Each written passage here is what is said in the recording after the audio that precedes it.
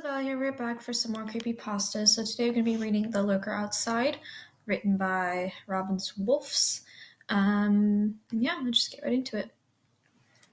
For the grand majority of my life, I've lived in a small European country in this tiny university town with my mom, where nothing really happens. Everybody knows each other. When you go outside, there's a 50% chance some random person is starting a conversation with you just because they know your grandma. It was the common European city where the highest building is a Gothic church, and that's it. If you're lucky, there's a McDonald's somewhere, but don't count on it. But yeah, I'm not hating or anything. It's most definitely has its charm, and it offers the kind of safety which I like. I had some friends here and there, and every Friday night we'd hit the pub. Life was just good there. I lived in a medium-sized house. My mom and dad built it 25 years ago when I was born. I always thought our house was special because I never saw that kind of interior anywhere else. When you're sitting in the living room, you can see everything upstairs and vice versa. You can compare it to a big two-story mall where you can see the top story floors from the bottom floor, and it took away some of the privacy a teenager wants, but I kind of like it. It resembles the open household we had. There was no secrets at the home, but you could say my mom was my best friend. When I was 7 years old, my dad met another woman. I just remember there being a lot of fights, screaming, yelling, and everything bad. He and the woman had moved to the coast 200 kilometers, yeah, further, and I never saw his face again. I guess it was for the better. My mom never wanted another husband. They were all the same, all vile creatures. I nodded every time she started one of those rants, but she promised I would be different. I would be the kind of man all women in town would fight over. Yeah, right, I guess. I just lived a pretty normal life. Some would say it's very plain boring, but I didn't need anything else. My life in that town, I had my mom, school, friends, and hobbies. I studied economics in high school, but I didn't really care for it. I did hit it off with my fellow classmates as well, so I tried to find my friends elsewhere and with success. My life just existed off of pure joy and happiness. After high school, I started my IT studies, and I loved every bit of it. I finished my first year flawlessly, and that summer was a blast. I traveled to the United States and worked in a little shop in our town. Goddamn, getting nostalgic thinking about it. If I get the opportunity to go back there this summer, I wouldn't have to think about it. But there's saying about a rain and sunshine afterwards. Well, for me, the true horror began afterwards. During that year, my mom got diagnosed. I remember staying in the waiting room, feeling numb. You sometimes have that feeling something as bad is going to happen. Well, I had the worst feeling ever. I went to the doctor's room with my mom and just blacked out there. I heard the most cruel words ever spoken. Terminally ill, tumor, 6 months. My world ended there while my mom kept strong. I know she did it for me. That's just how she was. Always making people laugh and smile at the expenses of her own being. Against all odds, we celebrated Christmas. We called it a Christmas miracle. Winter went by, and that spring came. My mom was on a strict chemotherapy. I'm not a believing man, but I prayed. I prayed to the big man to spare her. That's what people do when they've lost all hope, I think. In the summer I graduated, she was just sitting there, joy filled my heart, and we took these cute graduation pictures together and hang them all over the house. We were truly happy, but in the end of the summer, our jar of luck was depleted. Her health took a dive, and a month later, she passed away peacefully. Well, I think it had to be peacefully, even though these awful tentacles of doom were crawling inside her head. It was tough. For months I lived in pure darkness. I can't remember what happened back then. My mind was clouded. I organized a funeral with my best friends, and after that, I was just alone. I went to work, came home, made dinner, often junk food, played video games, and drank until I could barely stand on my own feet. My friends were worried, but frankly, I couldn't give a damn. I couldn't give a damn until one night happened. I got this job as a security admin at our town hall. I worked in a small team and I liked it. It wasn't all that difficult. My coworkers were awesome. They were very comprehensive about my situation, and I really tried my best, and that was good enough. And honestly, I was looking forward to going there every day. The house I lived in felt so cold since all the warmth left when my mom passed away, and now I was a stranger in my own home. So yeah, I left work that winter evening and darkness had already fallen. I grabbed some food on the way home. I think it was a doner kebab or something with garlic sauce. If you never taste tried it, it tastes like heaven. I remember it was freezing, so I put my hat and as far over my ears as I could, and I was happy I brought a woolen scarf with me. There was a shortcut I always used to take. It was to this dead end street where the pedestrians and bikes could pass. And my house was just straight on the edge of that street, looking straight into that dead end street. I'm not someone who's easily afraid, but walking through the darkness in the street where no living soul can see sends a shivers down my spine, though. There are a lot of villas in that street, and they were all hidden behind some bushes or long driveways. Sometimes the moon was visible through the thick sea of leaves from the trees. So the only light from these ancient street lights, and in between them, there was pure darkness. I was just glad I could close the door behind my back. Well, yeah, not for long because the coldness of the empty house was depressing. Like I said, like always, I put some wood in the wood stove and I tried to enjoy my meal while watching some Netflix show I couldn't care about. I called my best friend Jack Daniels because he was the only one who could make me forget things. He was always waiting for me in the liquor cabinet, so I poured myself a big glass and decided to take the bottle with me. Would spare me a couple of walks. It was when I started to close the shutters that I saw him for the first time. He was just standing there in the dead end street. It was just weird. I took a big sip trying to comprehend what I saw. It wasn't all that weird, actually, but who the hell was just standing there at 9 p.m. during the winter on the road? He was surrounded by an aura of light from the light post, but I could not recognize him or see some facial features. He wore this big hat, and the shadow was cast over his face because of it. I decided not to pay any more attention to the man, and I closed the shutters. That evening went by slowly, and I finished the show. It wasn't all that spectacular, and the thoughts about the figure standing there slowly faded away. It was only when I entered my mom's old bedroom to close the shutters there I saw him again. What in the hell's name was this guy's problem? He was just standing there, on the same fucking place. It was like he hadn't even moved a muscle. But the most frightening thing to me was that he faced my house. Like I felt like he was watching me or something. Who the hell was he, and why was he just standing there? I ran downstairs and made sure the door was locked and every shutter was closed. There was that single tingle on my back. I don't know if I'm the one who has that, but I always get it when I feel like I'm in danger. I've had that weird feeling since it just wasn't safe. But of course it was ridiculous, right? I went upstairs and fell asleep immediately. I woke up and felt like nothing really happened. I had the sweetest dream. I remember being on holiday with my mom, and a strange figure slipped away somewhere in the back of my mind. And during the day, I just forgot. Work was pretty boring and just the usual stuff. I went to the supermarket to grab myself a bottle of gin. Diversity is key, I guess, so I went inside, heated up a lasagna, and poured myself a drink. I launched Netflix and saw there was a fun-looking show about squids or something. For the first time in months, I felt really engaged with the show. It wasn't until I remember I was already at episode 3 that I remembered I hadn't touched the bottle anymore. Well, I had enough for that day, but once I looked outside, my heart skipped a few beats. He was there again, standing there in the light, with the same ridiculous hat on his head. I uttered some words in the trend of what the fuck. I was just puzzled. Why was he standing there again, just on the same place? Wait, yesterday he was standing in the light post, but now he was standing closer? Yeah, he moved 50 meters closer now, and I felt his gaze. I was horrified. I ran outside and started yelling. I had no idea who he was. Who the hell are you? What are you doing in the middle of the road? Things like that. But he didn't respond. I could only hear the wind, and he didn't even flinch. What the hell? I tried one last, if you get on my property, I will call the police. I went back inside and laid myself on my belly on the couch, looking at the man with the hat. Minutes turned to hours, and all of a sudden I woke up. The faint winter sun shone on my face, and I heard children playing outside. I must have fallen asleep. I quickly stood up and looked outside the window, but of course there was nothing to be seen. I went out to investigate the place he was standing, but there were no tracks, nothing, nada, nopes. Was I becoming delusional? I went inside and lived my life, did the dishes, made the house clean, all that shit. But the only thing I couldn't think of was that man, the weird man in the street. And this time, he didn't escape my mind. Since it was Saturday night and I hadn't seen my friends in weeks, we decided to meet up in a local Irish pub to have some fun. I knew they were concerned, but yeah, one day the healing of the trauma must begin. Guess I had to come outside one day. And honestly, I had a blast. It was like I had only seen them yesterday and they were so supportive. I was finally brave enough to talk about the hell I went through just the last couple of months, and they listened.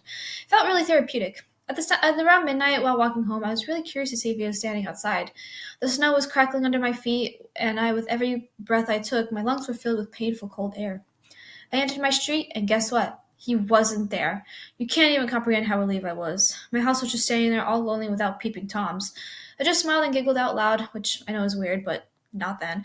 I felt euphoric, and it's also probably just the alcohol, but maybe he got scared yesterday. I went inside, and like every night, I had to close the damn shutters, and it was right then the feelings of pure euphoria left, and I just started yelling. Tears filled my eyes, and I don't remember what I said anymore, but he stood there, on the street, right in front of my house, creeping. I never panicked more. I immediately closed the shutters and I moved all my furniture towards the door that locked outside my windows. That motherfucker wasn't going to play any tricks on me. Oh no, not today. I called the police and told the woman on the phone that I was being harassed by someone and that he was on my property. She was going to send a patrol through the streets to see if he was still there. I had to stay on the line. After a couple of minutes, she told me the officers passed, but nobody was around my house. I was just too afraid to open my shutters again. If he showed up once again, if I had to call him again, the police would just drive past my house a couple times that night. I felt a little relieved, but still. I didn't sleep that night. I never felt more anxious. Who the hell was that guy? What did I do to him? And when the first rays of sunlight entered my house, my eyes closed and I sunk in a delirious sleep. Somewhere around 4 p.m., I woke up. It was already getting dark again, and my chest was beating and sweat beaded on my forehead. I went out to grab some food and decided to watch a Disney movie just to calm down. Maybe he was gone now? I couldn't help myself, but I couldn't help myself to keep looking out the window. It was dark as puddle of oil, but nobody was to be seen. I put the TV on and, damn it, I saw him standing there in my reflection. My world crashed. He was standing right outside, right in front of my window. My legs moved towards the window, but I didn't want to. But they still did. I kept making eye contact to dial the 1112. Yep, he's here again, standing right right in front of my window. What happened next for the longest 5 minutes of my life? Nothing happened. There was only silence. My heart skipped a beat and I saw the lights of the police cars drive through my street. Yes, thank you, ma'am. They're here. Thank you, thank you, thank you so much. They're gonna get the bastard. I saw the lights I saw the lights of their flashlights shining on me. Sir, are you okay? Asked the lady on the phone. Well, I am. Everything's gonna be alright now, isn't it? Sir, are you under the influence? What? Please, sir, I need you to answer me. I don't understand what you mean. Nobody is standing there. I felt numb. She was wrong, and she was just half a meter apart from me. I could fully see him. Sir, are you still on the phone? Yes, I'm sorry. He's gone now, thank you. I dropped my phone in disbelief.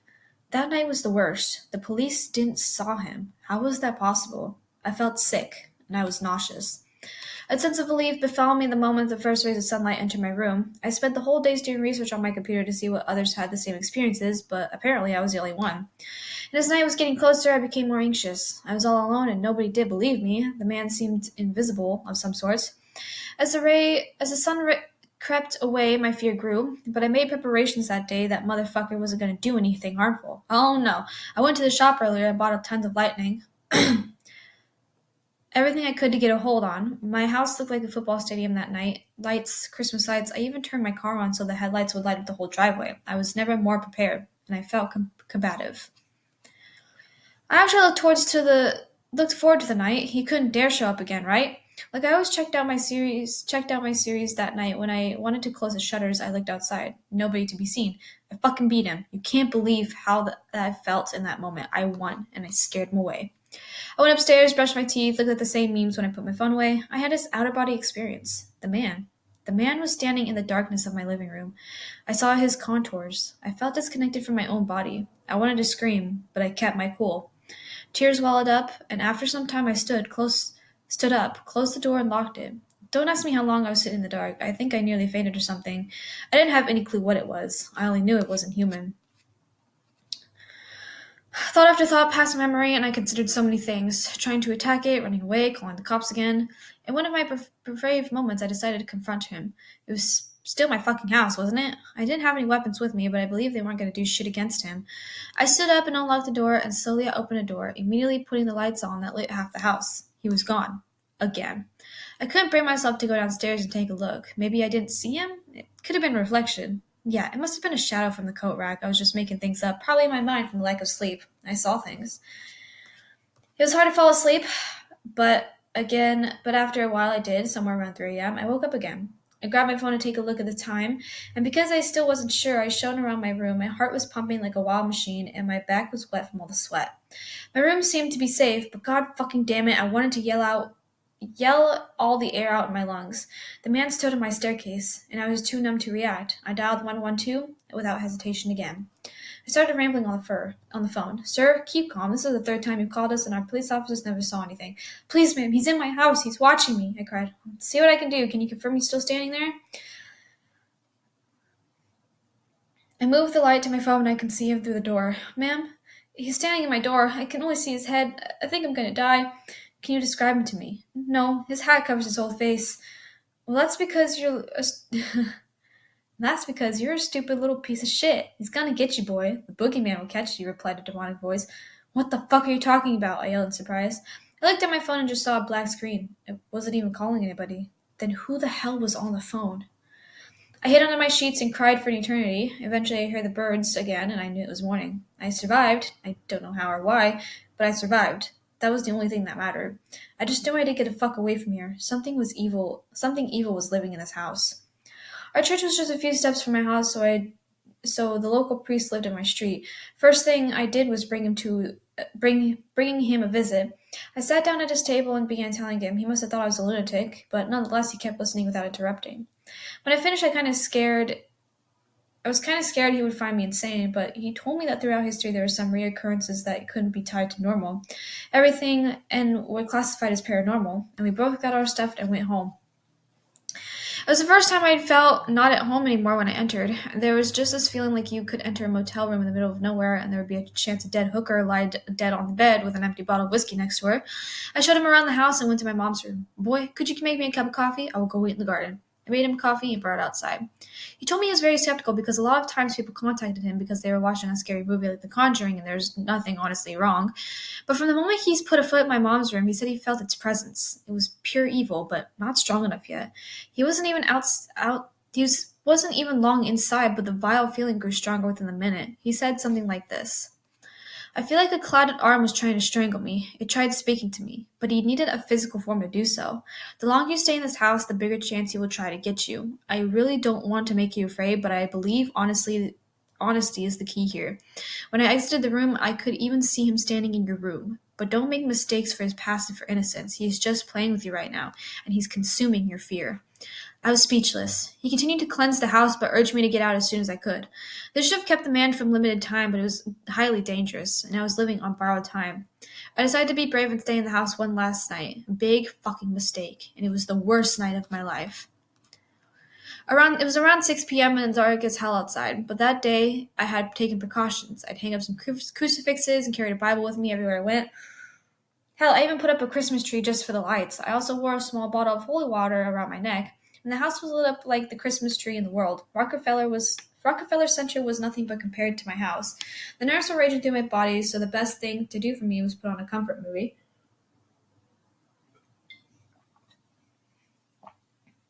Home Alone.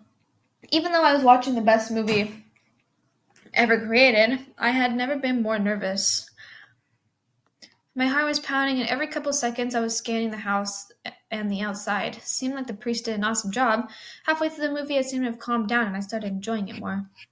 Somewhere around 11 p.m., the credits rolled over the screen. It was time to be brave and enter the night. If Kevin could protect his home, I could do the same. I kept the lights on. Every little light was on, and that fucker wasn't going to get me. I headed upstairs with the crucifix in my hand. I just had to do anything to protect myself against him.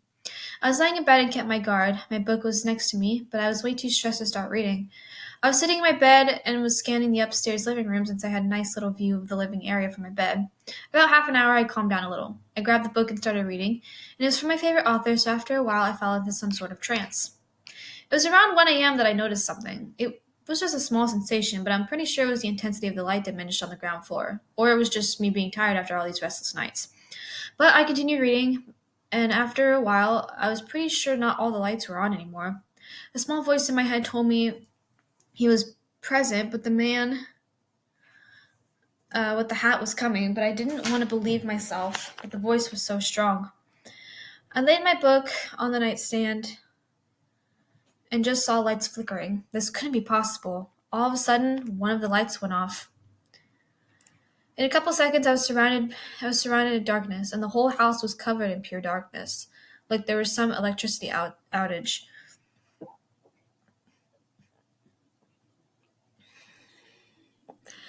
I shone around with my flashlight, and I think I sat there for an indefinite amount of time, and I don't even know for how long. But he didn't want to show up. I can only say I was very confused.